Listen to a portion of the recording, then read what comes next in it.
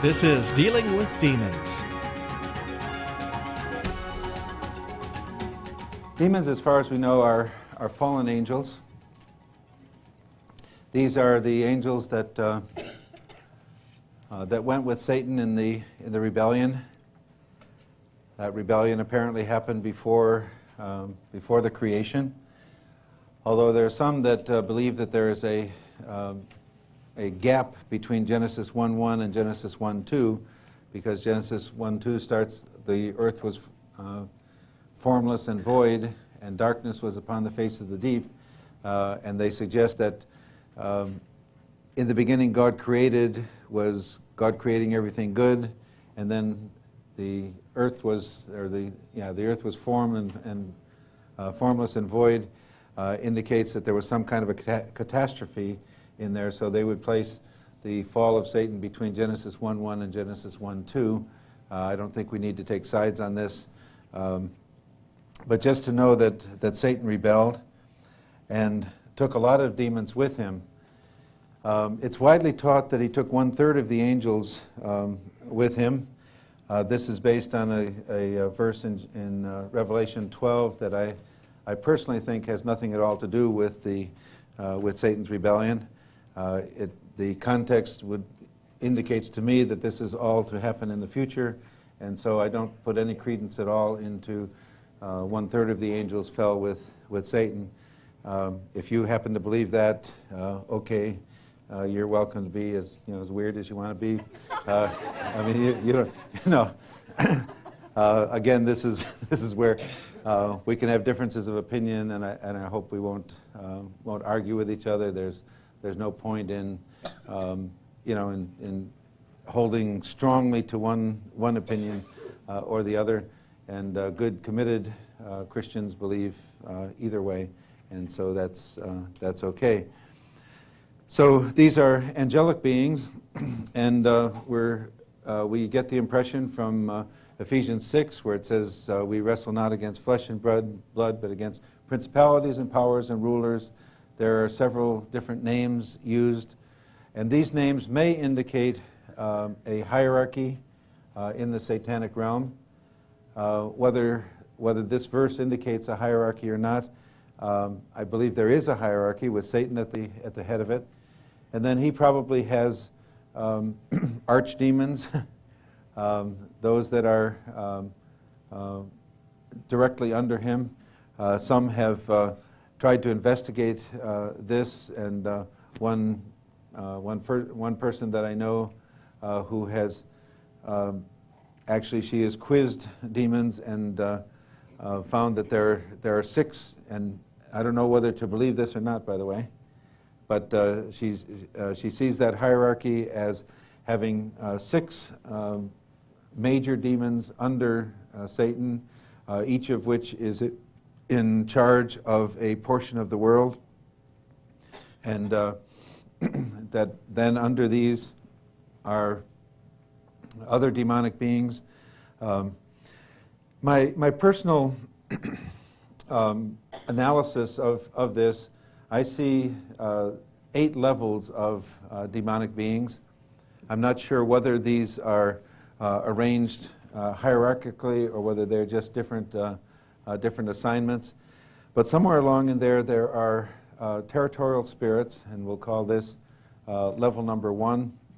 The first 5 of these groupings are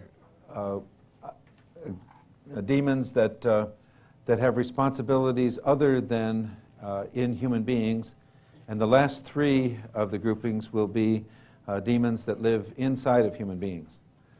So the first of these numbers is territorial spirits.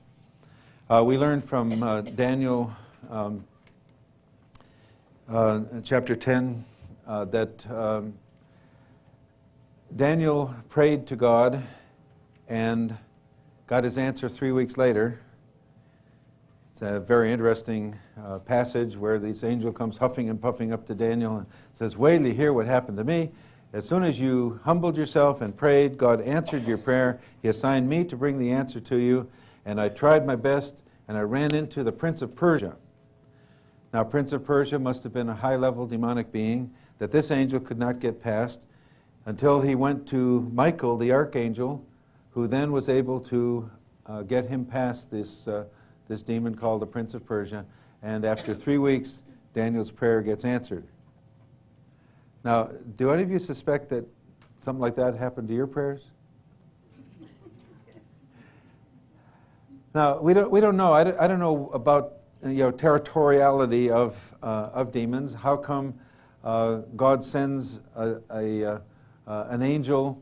Where does he send him from that he gets held up in trying to get past the Prince of Persia?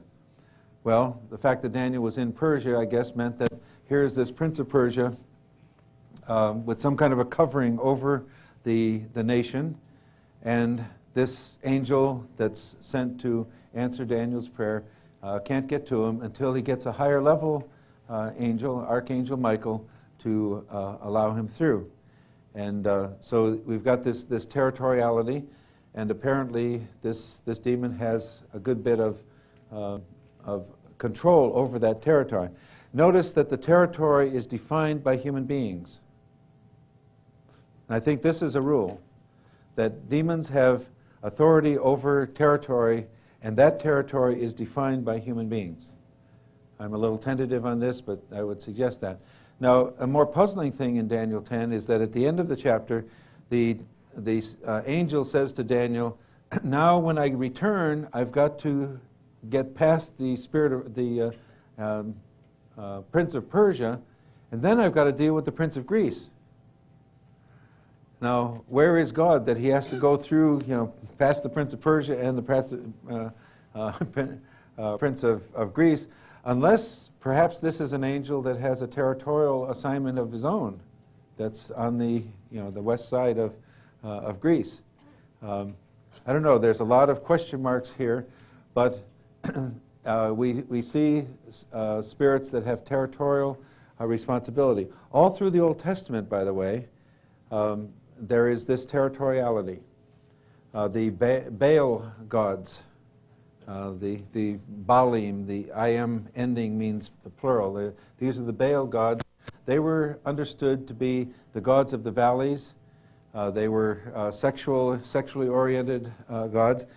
And the concept that Israel had, and we see it all the way through the Old Testament, is that when you go into the territory of another god, you have to be polite to that other god. You have to honor that god, just as we do in the human realm. You go into somebody else's country, say you're an official from another country, you have to give honor to the leader of that country. And so the analogy was that they had to go, if they're going into the territory controlled by the Baal gods or Ashtaroth, or if you're going to the Moabite area, then the god Chemosh, and the various gods of the peoples. Each of these peoples had their gods.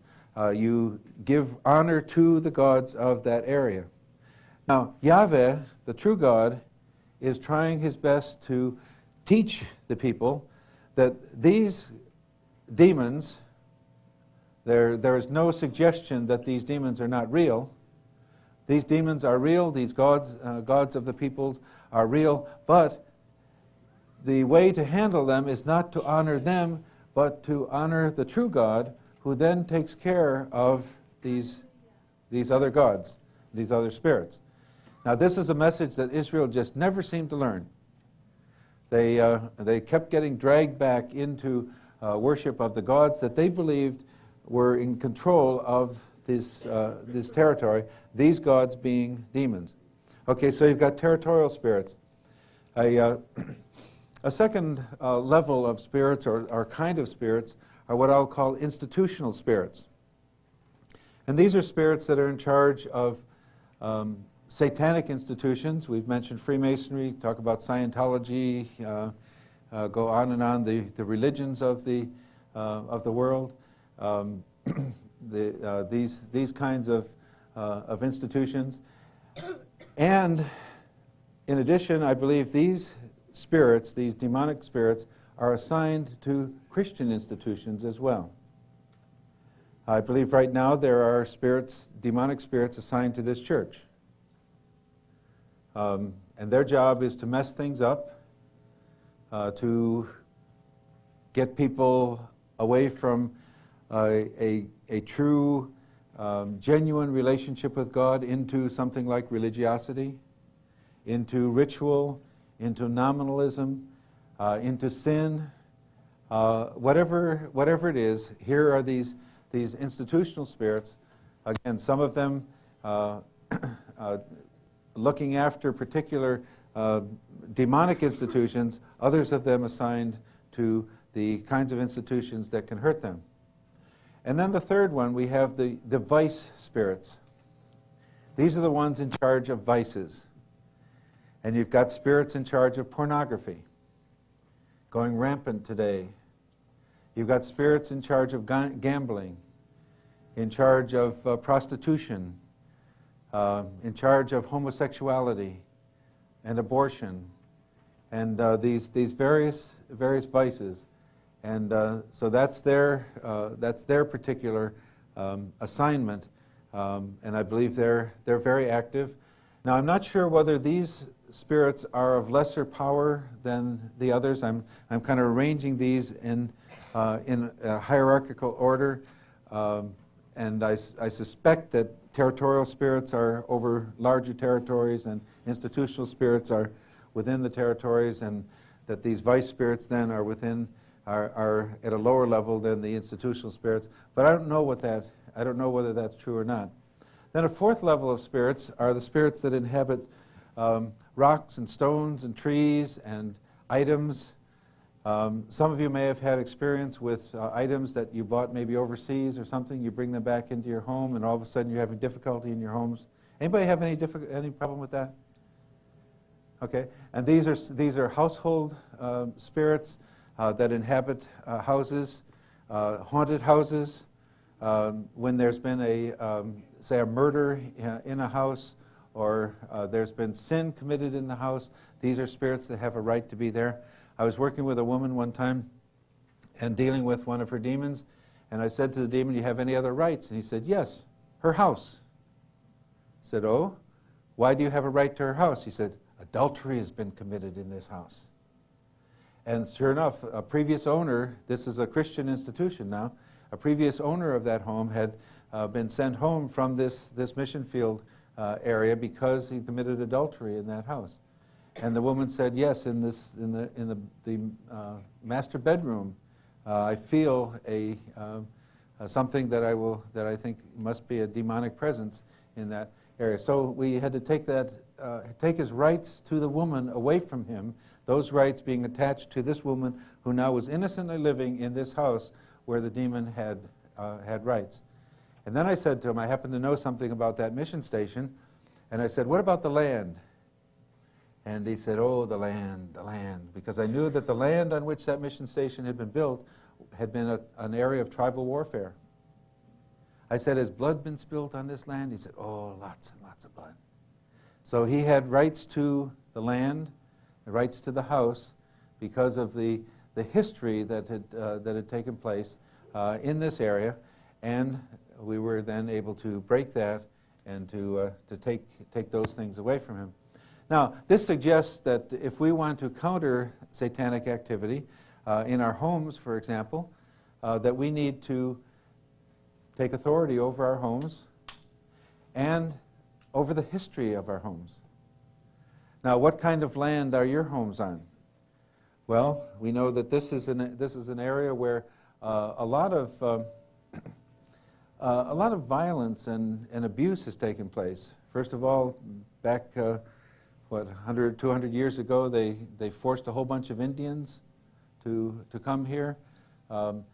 Just monstrous abuses, and there was probably, going back to earlier times, there was probably warfare of one kind or another.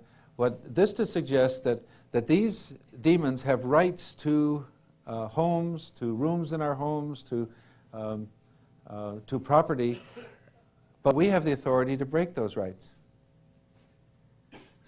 We say, okay, in the name of Jesus Christ, whatever has happened on this land, whatever the history has been, whatever violence has been done, whatever wrongs have been done, whatever sins have been done that give the enemy rights, I'm canceling them.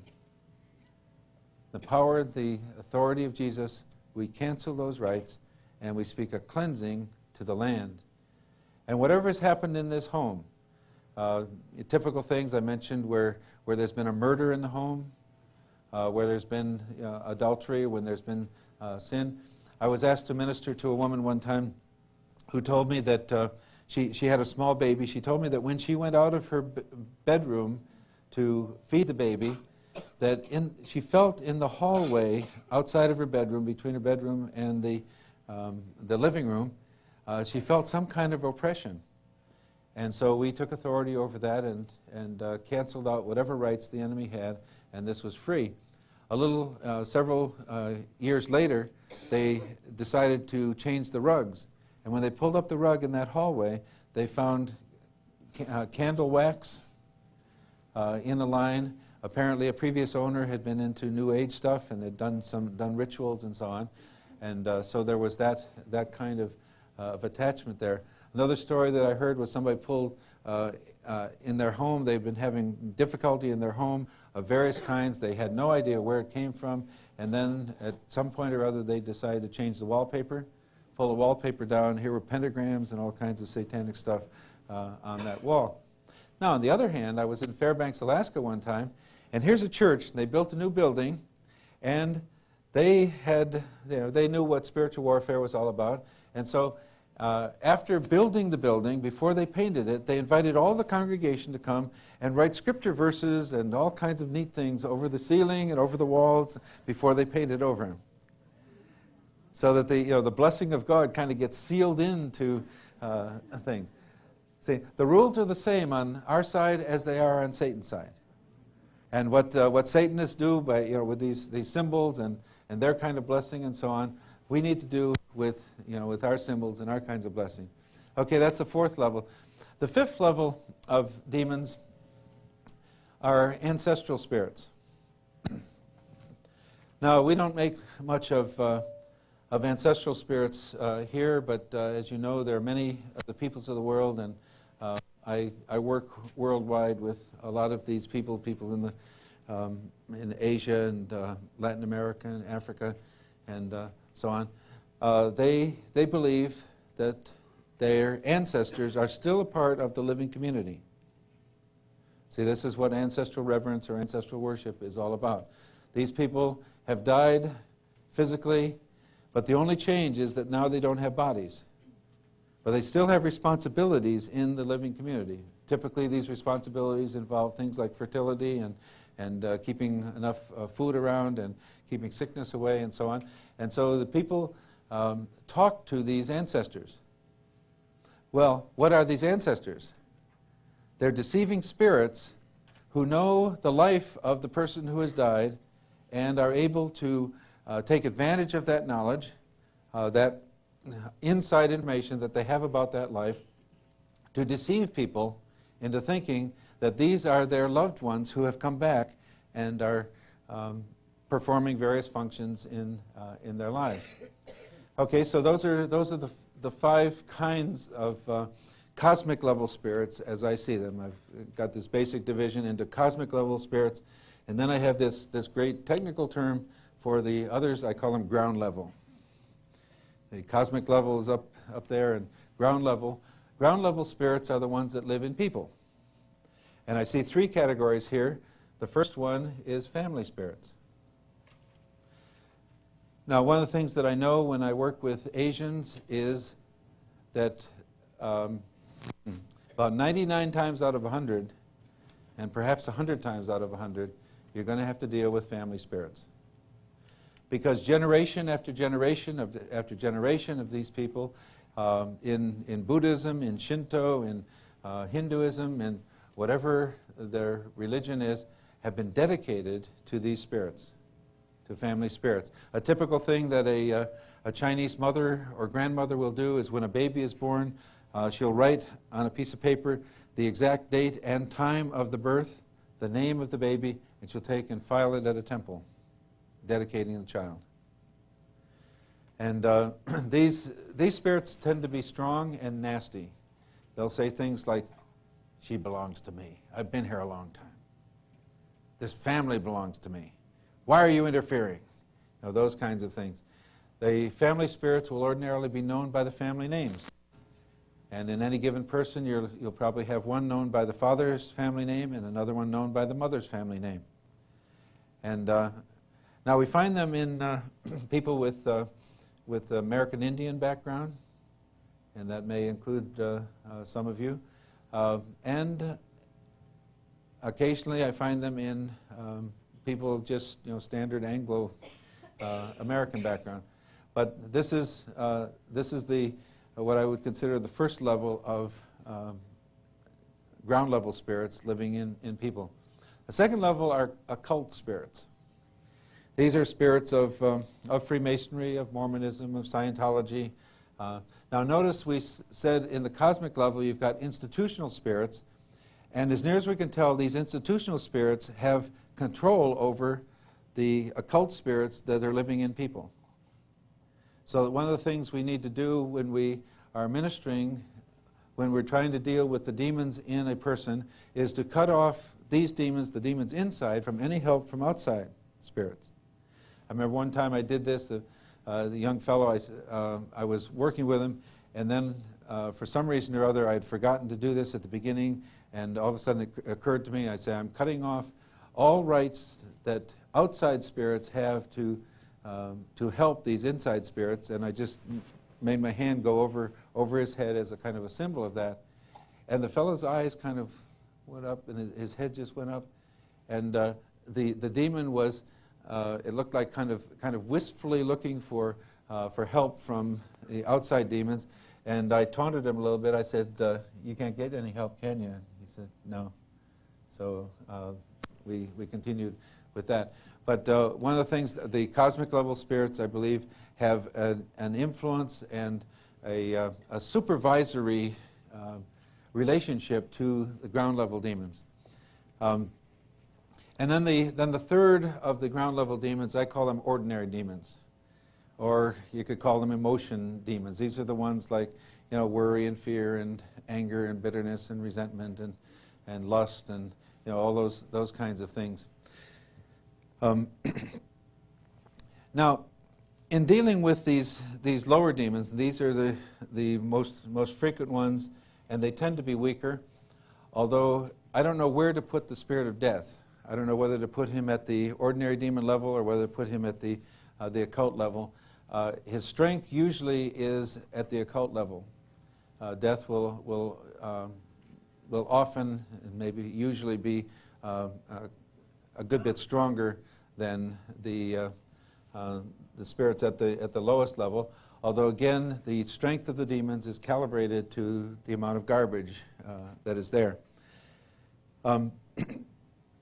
Now, in dealing with demons, and now I'm going to talk primarily about ground level demons, although this first thing I'll say involves the cosmic level as well. Frequently I've found that that ground level demons are not very strong. My favorite example is when I was dealing with a spirit of lust in a man, and when you're ministering to men, always look for a spirit of lust. Anyway, the spirit of lust, I said, you're not very strong, are you? He said, no. He said, I can't get him.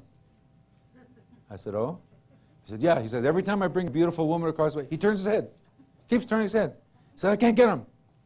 So I said to the guy, congratulations. That's pretty good. Now, we are able to suppress the demons, and a lot of us have been suppressing demons for a long time. As we grow in Christ, as we get closer to Jesus, then we get to be quite effective at suppressing. Well, getting free from them is much better than suppression, but suppression is much better than nothing. Now, I came across a demon one time, and I'd been working with this fellow, and we kicked out three demons, and he was the fourth. And his first words to me was, just get me out of here. No, okay. He said, go. He left. Well, I was asking a friend of mine one time, I said, this was really puzzling, because his first words were, just get me out of here. Why didn't he just leave?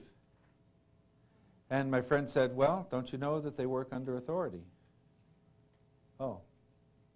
And several times now I've asked the demons, I say, you're pretty weak, aren't you, right? Yeah, pretty weak. How come you don't leave? Their answer is almost always, I have not been permitted to. Another one said to me one time, he said, I don't like this stuff. I think I'll leave. I said, good. He said, I'm going to take my friends with me. I said, good. These were some of the easiest deliverances that I've had. He didn't like it, so he was going to leave. The point I want to make is that these spirits have, well, they have levels of strength, and again, that's calibrated to the garbage.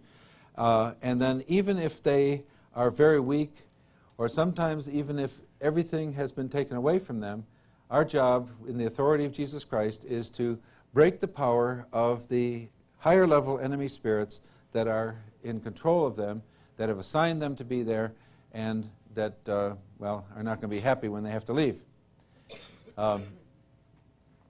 So this is my take on demons. People say, okay, how'd they get there?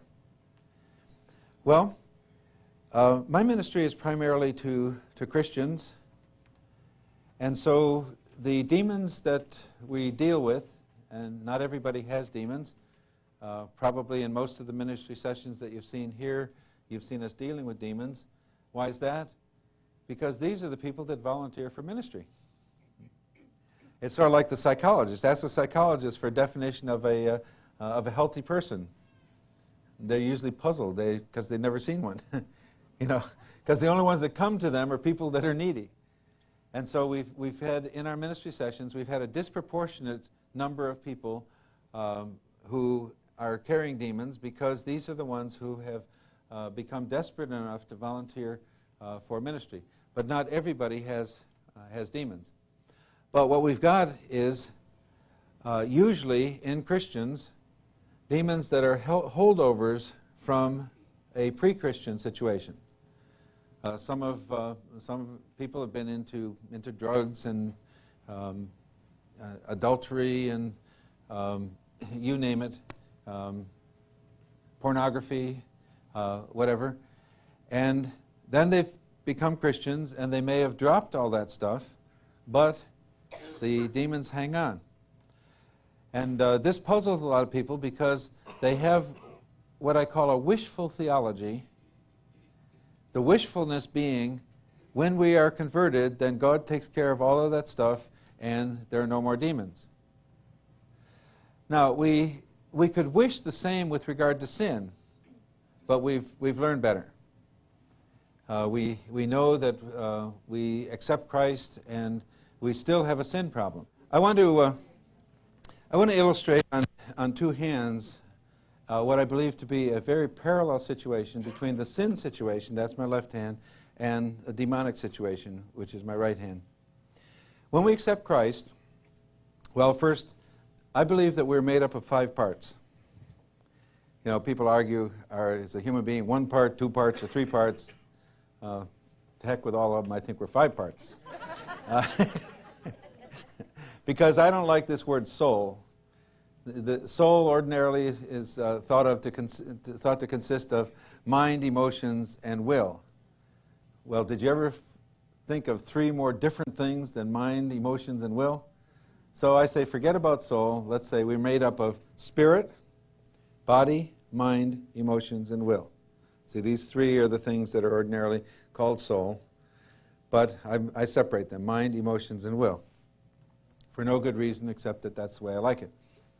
Okay, now we accept Christ, and the spirit part of us becomes a new nature. And we're told in 1 John that new nature does not sin. Interesting. Because the other 4 parts of us do. Say, we're also told in 1 John that if we say we are without sin, we're lying. Okay? So balance that. It is not our nature to sin. Okay, that spirit part is not, that's the new nature, no sin. But we do sin in body, mind, emotions, and will. Make sense? Now, what we find with demons is if a person is carrying demons, and I've checked this out quite a bit. I've probably asked well over 100 demons now, did you used to live in this person's spirit? They always say yes. Except for a few cases where somebody was dedicated very, very early in life. One of them, in fact, I said to one of them, when did you get out of this person's spirit? And he said, 2 months before she was born, when her mother dedicated her to Jesus. Take dedication very seriously. But they'll always say something like, okay, yes, I used to live in this person's spirit, but when did you have to get out? And they give me the date of the person's conversion. On a couple of occasions, people have said, I don't know just when I was converted. Would you ask the demon? And so we checked it out, and the demon gave him the specific date. I said, does that sound about right? He says, yeah, that sounds about right. Okay. Now, what does that mean? Okay, here's spirit, body, mind, emotions, and will. And when we accept Christ, any demons get kicked out of that spirit part of us. So that new nature part of us is free from sin, but also free from demons. But as near as we can tell, then, demons are able to live in body, mind, emotions, and will.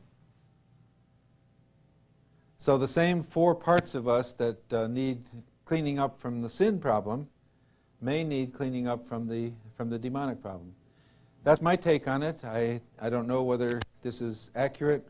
We'll probably all have to wait till we get to heaven to find out what the real story is. But those who say that Christians cannot carry demons don't know what they're talking about. I'm sorry, I can be dogmatic on this. I've dealt with at least 1,000 Christians out of whom we've kicked demons. And I may have been wrong a few times, but I have not been wrong 1,000 times. I don't believe at all that I've been wrong 1,000 times. So in spite of our wishful theology, you know, we wish for various things. We wish that Christians could not be demonized. We wish that we could be, free from sin. We wish that Jesus would come back before the tribulation.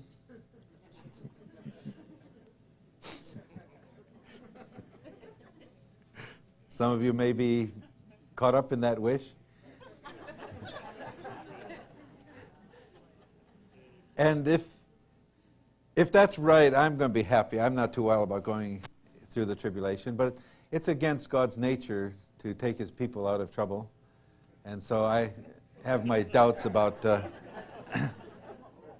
and since there's no scripture verses that support it, I consider that a part of wishful theology.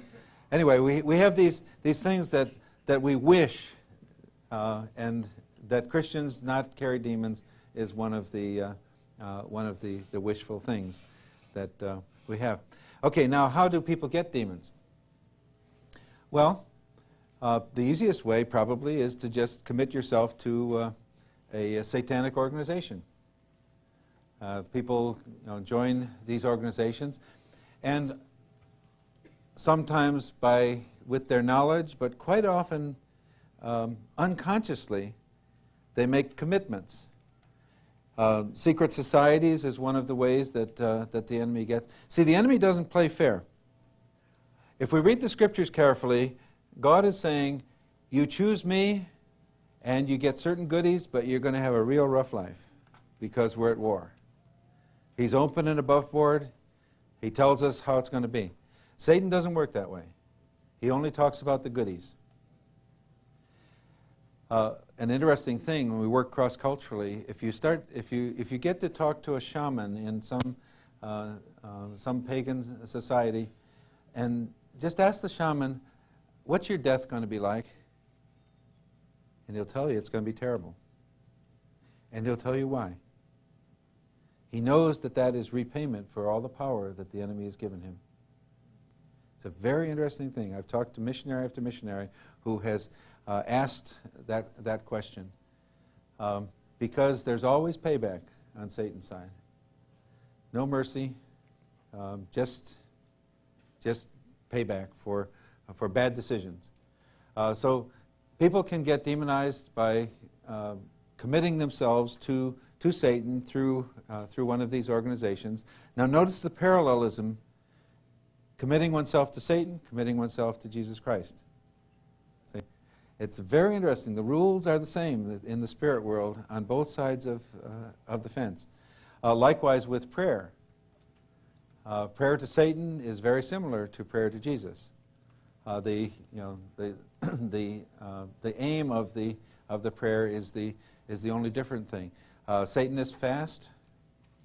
They have worship rituals, worship songs, all those kinds of things. There are scriptures that they read. They have personal devotions. All the stuff is the same. Sacrifices of one kind or another.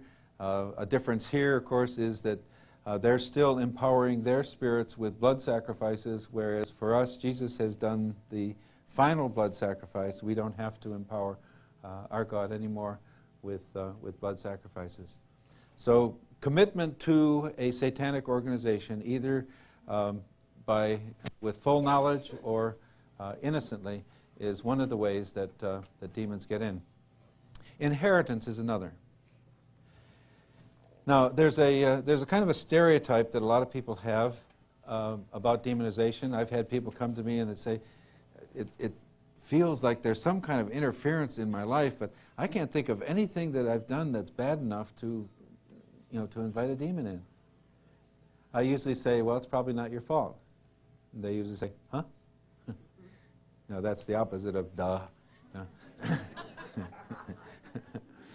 Because they have this stereotype. If I have a demon, I must have done something really, really bad. It's probably a high majority of the people that we work with who are demonized that have one or more demons by inheritance. In my experience, this has been very, very common. Now, how does this happen? When trying to break the inherited demons, I go for 5 things. And you heard them the other night when we were, was it just last night? How long have we been here?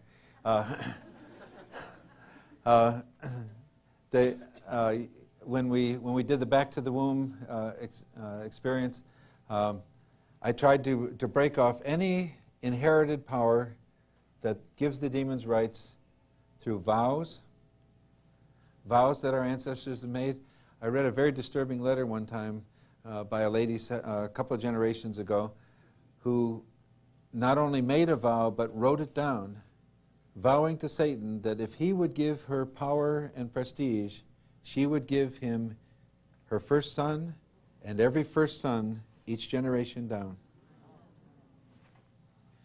And the people that found this were able to trace what happened for, I think, about 3 generations of first sons, and it was just destruction of each of these sons.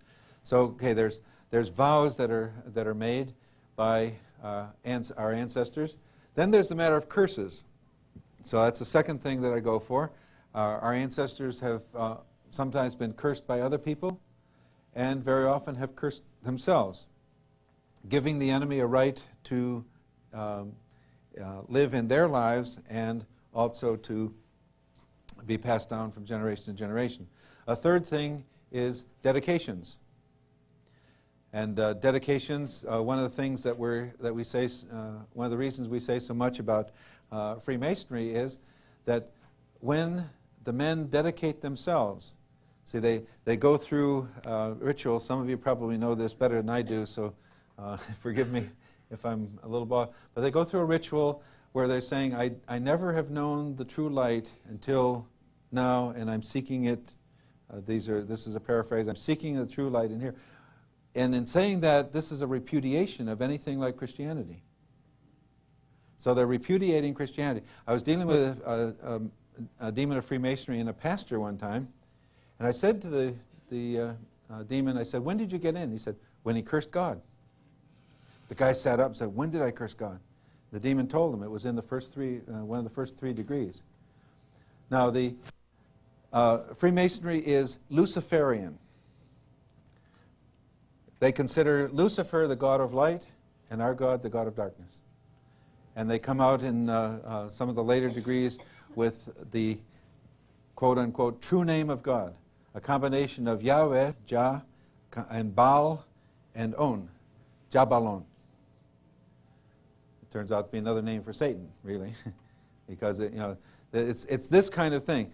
Now, in a society like ours that is so ignorant of spiritual things, a lot of men and women in Eastern Star and the younger ones, Demonization for boys, Rainbow Girls, and Job's Daughters for girls, they get caught up in this because it seems like all fun and games. Okay, so if I reveal any of these secrets, let me be drawn behind big horses and my bowels split out, or let me be slit from ear to ear. They have really nice oaths that they take, kind of thing. And without understanding spiritual things, they do it as a game. The problem is the enemy takes it very seriously. See? And by deceit, the enemy gets in. Now, there are oaths and vows and things like this in sororities and fraternities also. And you get into something that is really satanic, like Scientology, or Mormonism. Mormonism and Freemasonry are close cousins. Mormon rituals are Freemasonry rituals in a Mormon tabernacle, Mormon temple, and so on. So the people are deceived into getting into these things by these dedications, and then the entrance of the enemy into the person who dedicates him or herself, then that's inherited down. And my suspicion is that the number given in the Ten Commandments, where God says He visits the sin of the fathers on the sons to the third and fourth generation, I think that's the number. But that number can get reinforced. See, dedication in first generation, okay, if it's allowed to lapse, I think, for 3 or 4 generations, then it might be clear. But you get the dedication in the next generation, next generation, and you meet very few people who have ancestors in these kinds of organizations or in other religions that have not had a dedication within the last 3 or 4 generations. So, okay, the third of these things is dedication. So we want to break the power of Satan, any rights that he has to this person through dedications participated in by his ancestors. The fourth thing is sin. We want to cancel the rights that the enemy has to this person through any of the sins of their ancestors. Now, this one's a no-brainer. Of course, our ancestors have been into sin, and frequently this sin has given the enemy rights in the bloodline. And then the fifth thing that I like to mention is violence or abuse. Any rights that the enemy has to the bloodline through violence or abuse. So inheritance is a second way that people can get demonized. A third way, under certain conditions at least, curses seem to result in demonization. Now, I think the conditions are these. You look at Proverbs 26:2, and it says that a curse, and I'm going to paraphrase because there's a word that's translated something like undeserved, but I think what it means, a curse that has nothing to land on is like a bird that flutters around, can't land. Okay, now what could curses land on? Well, curses could land on bitterness or anger, any of the emotional kind of stuff. And if we move from that to what I believe is the ideal, you find in John 14:30, Jesus stating the ideal. He said, "The ruler of this world has come, but he finds nothing in me." There's nothing there for him to grab. Now, you contrast a curse directed at a person who has something internal for it to land on versus somebody like Jesus, curses, whatever thrown at him, and it's sort of like trying to grab something slippery, you can't grab it. You just can't grab it.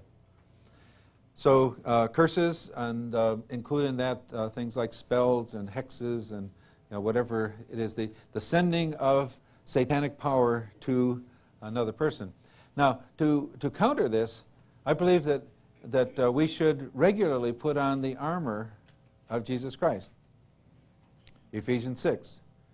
Helmet of salvation, breastplate of righteousness, belt of truth, shoes of whatever the translation is, the preparation of the gospel of peace, whether there's shoes or sandals of peace or what. Just quote your version and God will know what to do with it. But then the next thing is the shield of faith, or a better translation would be the shield of faithfulness. Whenever you see faith in the Scriptures, read it as faithfulness. Because the Jewish people made no distinction between faith and faithfulness. This is why James couldn't understand how anybody could separate belief from obedience. How can you be faithful? How can you obey without works? How can you be faithful without works? Anyway, that shield of faithfulness.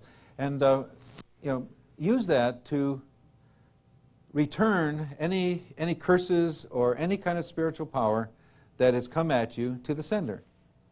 I just like to say, at any time, I return all curses to senders. But we're told to bless those who curse us, so we must return them not as curses, but as blessings. That is, if they're going to people.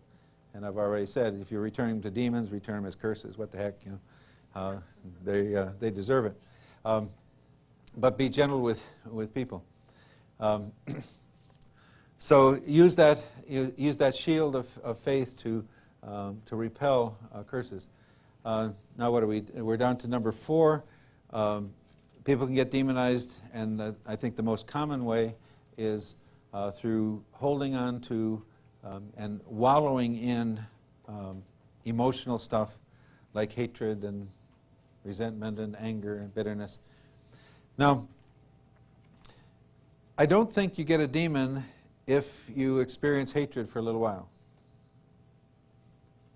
So, I mean, there's stuff that that comes at us that our immediate reaction is anger or even hatred. But again, there's that excretory system. We've got to get rid of it. We've got to give it to Jesus as quickly as possible. Now, we're told how quick to get rid of anger. Now, I got bad news and good news. Ephesians 5 tells us that be angry but don't sin. And the correct translation is don't let the day end and you're still angry. Now, that's the bad news. We've got to get rid of the anger. The good news is we have 6 hours left after sundown. See, because a lot of our translations say, don't let the sun go down on your anger. But see, this was the end of the Hebrew day. The Jews ended their day at 6. Now, we can be angry all the way to midnight. But you got to get rid of it. And so people who wallow in those kinds of emotions or who do things like getting addicted to pornography, spirits of pornography are very, very strong and very, very active.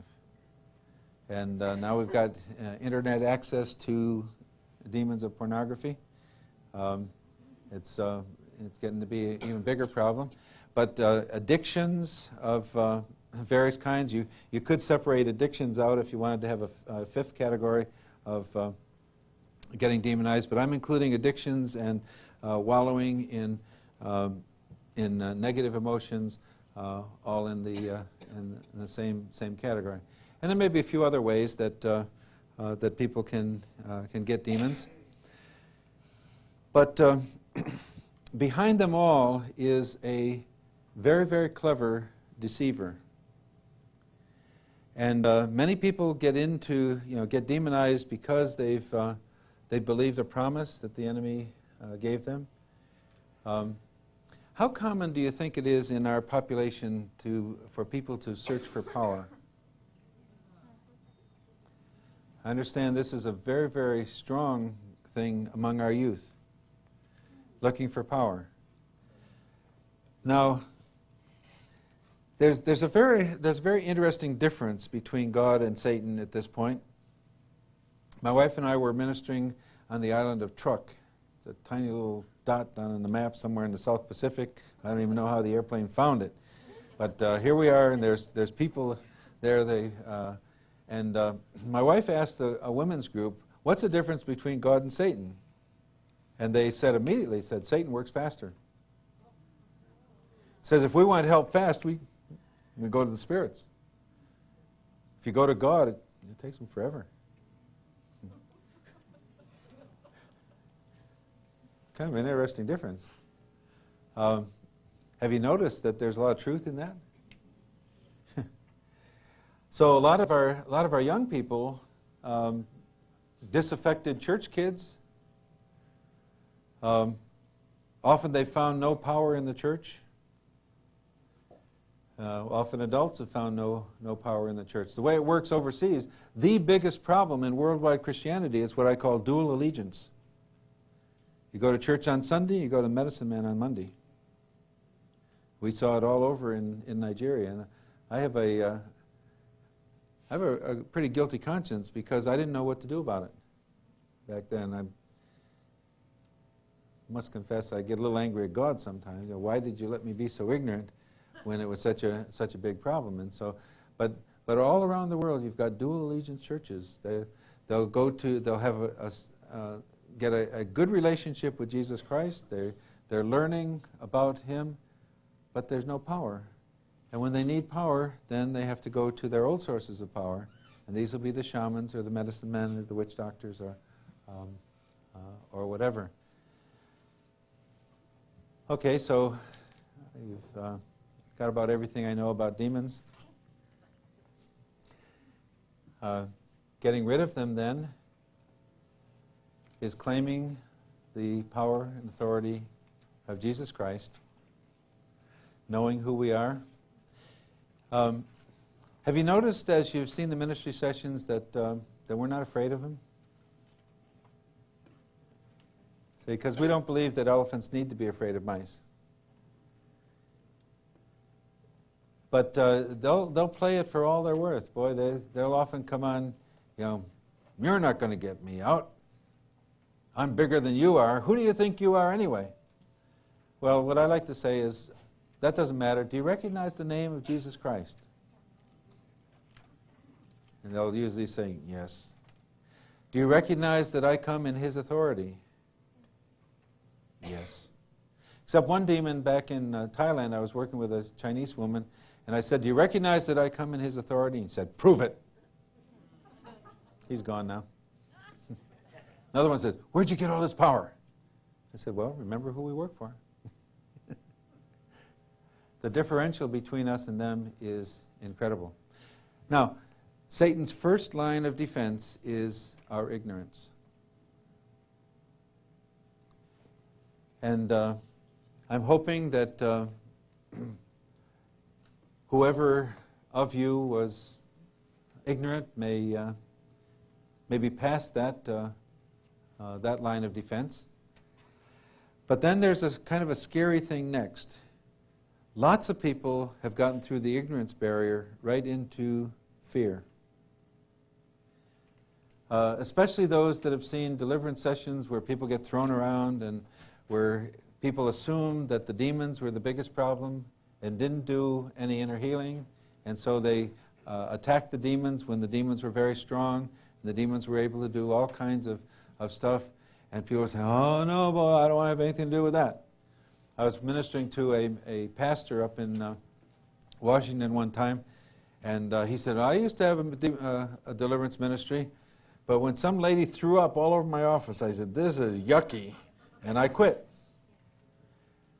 And I told him what to do about throwing up. I said, you just forbid it, and it doesn't happen. In 1,000 to 1,200 cases or whatever, I've never had anybody throw up. I've had the demons try to make them throw up. I just say, stop it. See, I don't say, I bind you. I say, stop it. It's easier to say, too. Stop it.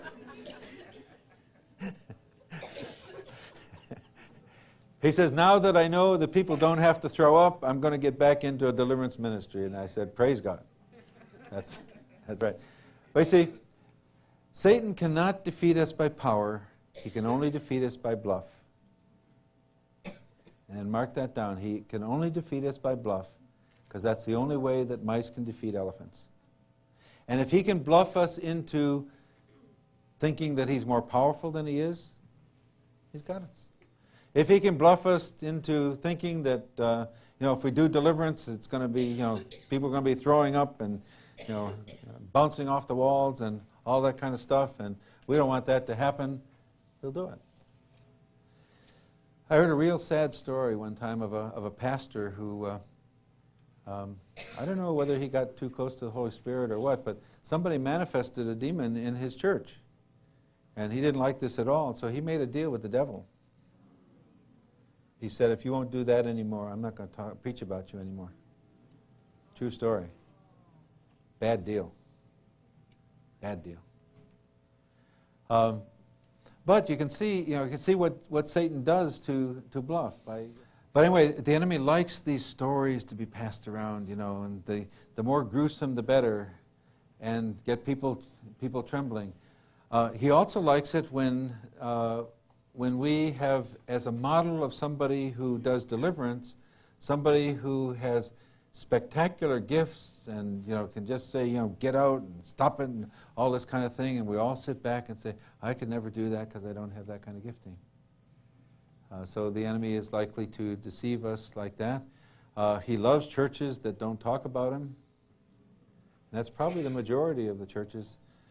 He really loves our culture, because in our culture we don't know anything about spirits, and he loves it when people deny that he exists. A friend of mine who has a deliverance ministry down in Costa Rica, she's a psychologist, and there was another psychologist, a non-Christian, who said, could I sit in on one of your sessions? I'd like to see what's going on. She said, sure. So he's there, and she's dealing with the demon. And after a while he says, could I talk to the demon? Sure. The demon says, how come you're in this lady and not in me? The demon laughed, says, we've got you. You're no threat to us. We've convinced you that all of this stuff is psychological problems. We're threatened by her. She's a Christian. Anyway, this guy found out what the lay of the land was. Said and he doesn't like this woman because she's a psychologist and she's got him nailed, because she knows that a lot of the problems that they're dealing with are not simply psychological problems. Sincere desire that one of the results of this seminar will be that numbers of people get added to the troops who are threatening the enemy's kingdom. Remember, God has established his kingdom in the middle of the enemy kingdom, and we have been parachuted now behind enemy lines, and it's up to us to work with Jesus to do the job of setting captives free. See? That's what he said he came to do, and he said, I'm sending you to do the same thing, and I'm empowering you in the same way that I was empowered. I'm giving you the Holy Spirit, and he has not given us a spirit of fear, but of power, of love, and of self-control. 1 Timothy 1:7, very important verse. Any spirit of fear that we go with is not from God. A spirit of power, of love, self-control. Notice the power and the love are right together. That's where it is. So I would like to invite you to make a commitment. If you're not ready to make that commitment right now, think about it and go for it. People ask me, well, if I make this kind of commitment, is my family in danger? I say, yep. Sorry about that. Am I in danger? Am I going to get attacked? Yep. They say, well, why should I do it? I said, okay, in any war, not every battle is won. So I'd like you to choose how you would like to lose. Huh? Would you like to lose running? No. Would you like to lose hiding? No. Or would you like to lose fighting? See? Because if we don't get into this ministry, I can guarantee you we're going to lose hiding or running. And that means nobody gets helped. That means our record for freeing people is 0.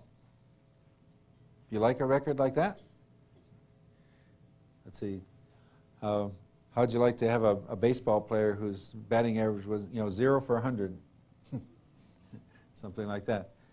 0, 0, 0. I think I told you the story of coming home from Israel that day. Just a profound effect. We couldn't get the demon out, and I questioned God, how come He didn't let us get that demon out? And I was so discouraged because we had lost the battle. But He said to me, at least this time you were fighting. At least this time you were fighting. And I could reflect on 38 years of my Christian experience where I didn't know enough to fight. And my record then was 0. Now, whatever my record is now in terms of percentages, it's a lot higher than that. And that's...